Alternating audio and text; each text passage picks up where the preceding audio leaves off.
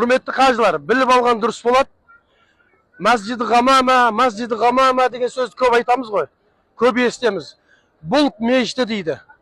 Сол бір жаңбырға қатты адамның ісі түскен кезде, міне дәл осы жерге келіп, пайғамбар алейхиссалам дұға жасап, Құдай тағаладан истисқа дейді, су сұрау.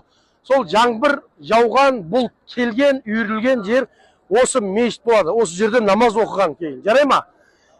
Кеше Мекке қаласында бейсенбі күні жаңбыр сұрап, көпшілікпен дұға жасадық бәріміз. Сөйтіп жұма күні азандан найзағай бір ұрып кеп жіберді. Сөйтіп жаңбыр көл қылды ғой барлық жерде. Истисқа деген нәрсе шариғатта бар, бұл су сұрау Құдай тағаладан. Мынау Абу Бәкір Сиддиқ разиаллаху анху халифаның мешіті деп айтады. Осы жерге аяқ тіреген, осы жерде намаз оқыған, айт оқығанды деп те жатады. Одан кейін бұның арғы жағында ақ тағы бір мешіт бар. Анау мұнарасы көрініп тұр, жоғарыда көрініп тұр анау. Міне, мына мешіт қой. Міне.